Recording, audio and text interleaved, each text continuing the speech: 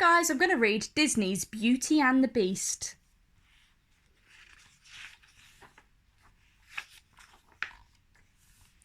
Once upon a time, in a faraway land, a young prince lived in a shining castle. Although he had everything a person could want, he had no love in his heart. One winter's night, an old woman came to the castle begging the prince for shelter from the cold. In return for this kindness, she offered him a single perfect rose. Disgusted by her rags, the prince sneered at the rose and turned the poor woman away. "Do not be fooled by appearances," she warned him. "There is beauty to be found within all things." Then, in a flash, the woman's ugliness melted away to reveal a lovely enchantress. As punishment for his selfishness, the enchantress turned the prince into a hideous beast, the castle into a dark fortress, and the servants into household objects.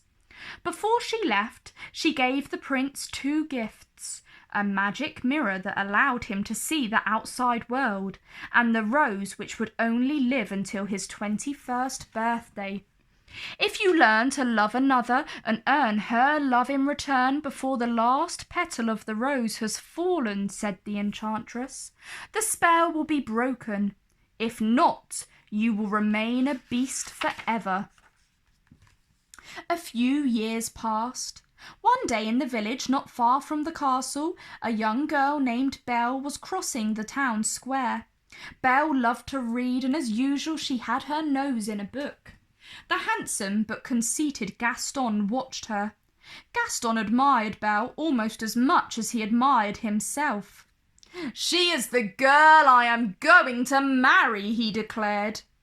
When Belle got home, her father Maurice greeted her excitedly. "I've just finished my latest invention," he exclaimed. "I hope it works." "Of course it will," Belle reassured him. "I'm sure it will win first prize at the fair." That afternoon, Maurice hitched his invention to his horse Philip and set off for the fair. But Maurice and Philip became lost as they rode through the forest. Suddenly they heard the howling of wolves. The frightened horse reared up in alarm, sending poor Maurice flying through the air. Maurice quickly got up and ran down a hillside with the wolves snapping at his heels. He saw an iron gate, slipped through it and slammed it shut just in time. He followed a path until he came to a dark, forbidding castle. When no one answered his knock, Maurice opened the creaking door and let himself in. No sooner was he inside than a strange thing happened. A candlestick bowed and began talking to him. "Welcome, my good man," said the candlestick. Then a clock stepped out of the shadows and scolded the candlestick. "Lumiere, you know our master said not to let anyone in." "Oh, but now that he's here, Cogsworth," said Mrs. Potts, a talking teapot, "we must be kind to the old gentleman." Her teacup son, Chip, agreed. So they gave Maurice some tea, a bite to eat, and a chair to rest in. Suddenly a dreadful beast burst into the room. "A stranger!" he roared.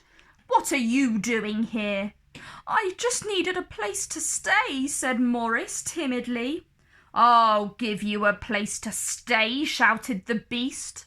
Then he scooped Maurice up in his hairy paws and carried him off to the dungeon. Back at the village, Belle was waiting for her father to return when Gaston came to ask for her hand in marriage. Belle tried to say no politely. "I really don't deserve you," she started to say, but Gaston would not listen. He had backed her up against the door.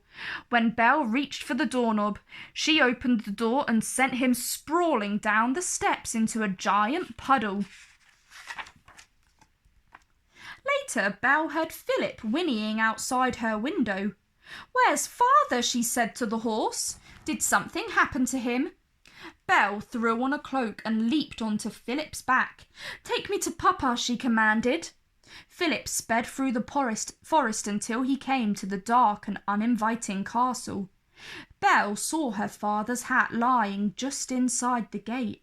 She tied Philip to a post and followed the path up to the castle. "Papa, are you here?" cried Belle. She slowly pushed open the door of the castle and stepped inside. Lumiere, Cogsworth, Mrs. Potts, and Chip quietly followed Belle through the halls. "Isn't she lovely?" whispered Mrs. Potts.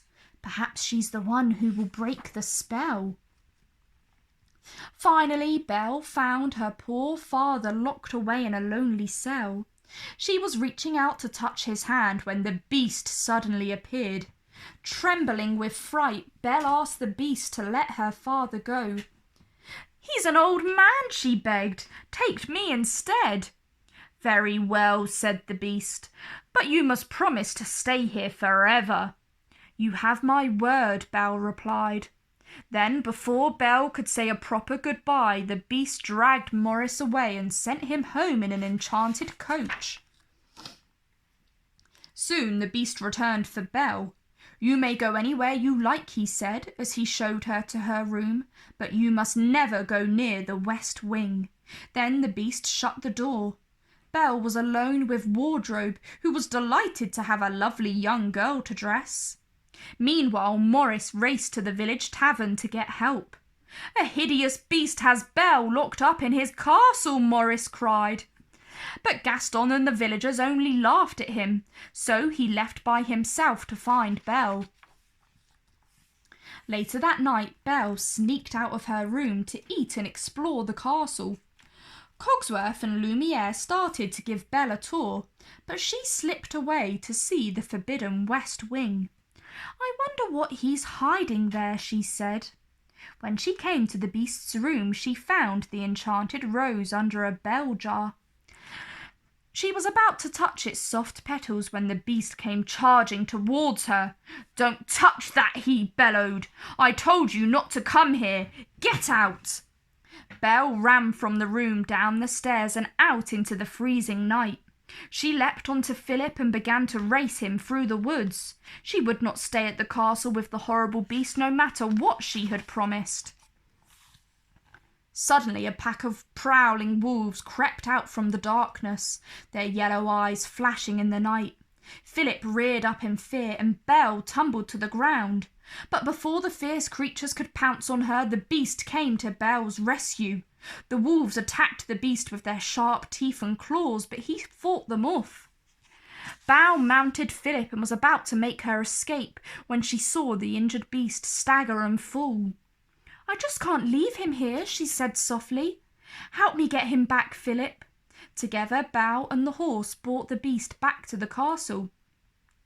Tenderly, Belle cleaned and bandaged the beast's wounds. "By the way," she said, "thank you for saving my life." Belle smiled at the beast for the first time. Shyly, he smiled back. In the days that followed, the beast took Belle for walks in the garden and showed her his library. In return, Belle began to teach him how to behave like a gentleman.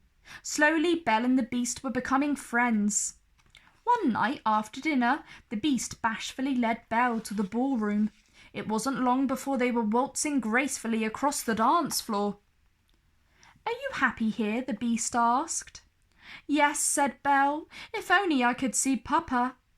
"There is a way," said the beast, handing her the magic mirror. Belle gasped at the sight of her father, sick and lost in the forest. "You must go to him," said the beast sadly. "Take the mirror with you." Belle found her father, and with the help of Philip, she got him home to bed. Soon Morris was well again. Not long after, a strange man came to their door. Gaston and the villagers were with him. "Gaston tells me that Morris has been raving about a beast," the man told Belle. "I've come to take your father away to the asylum." "Never," replied Belle. "I will prove to you that my father is not crazy." She held up the magic mirror so that everyone could see the beast. The villagers cried out in fright when they saw the beast in the mirror. "That beast is dangerous," Gaston shouted. "I say we should go to the castle and get rid of him before he harms anyone." Belle tried to stop them, but it was no use. Soon the angry crowd was storming the Beast's castle. As Gaston ran upstairs to search for the Beast, the villagers broke into the dining hall, but the Beast's loyal servants were ready and waiting to attack. The villagers were no match for the pictures, clocks, footstools, and brushes. Soon they turned and fled from the castle in defeat. Meanwhile, Gaston had found the Beast and chased him onto the roof. "Get up and fight," Gaston taunted. But ever since Belle had left the castle, the Beast had lost interest in living. He didn't want to fight. Gaston raised his club, ready to kill the Beast. "No!" Belle cried from below.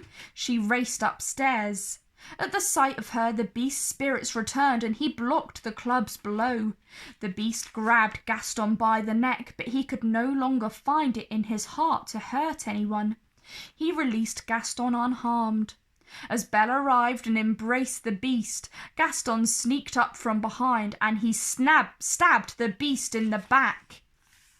Roaring in pain, the Beast struck out at Gaston. Gaston took a step backwards and lost his balance. With a terrible scream, he fell from the roof and was gone forever. The Beast took a step towards Belle and then collapsed from his wounds. "At least I got to see you one last time," said the Beast. "You're going to be all right," said Belle through her tears. Then she whispered, "I love you." In the Beast's room, Lumiere and Cogsworth watched in despair as the rose shed its last petal. But then a sparkling magic light surrounded the Beast. His paws became hands and feet, and the rest of his body was restored to its former handsomeness. Belle looked on in amazement as the Beast was turned into a prince. One by one, the objects in the household became human again. The spell was broken. The prince and Belle looked into each other's eyes, and as they kissed, they knew that they would live happily ever after. The end. If you guys enjoyed that book, like down below and subscribe to my channel for more.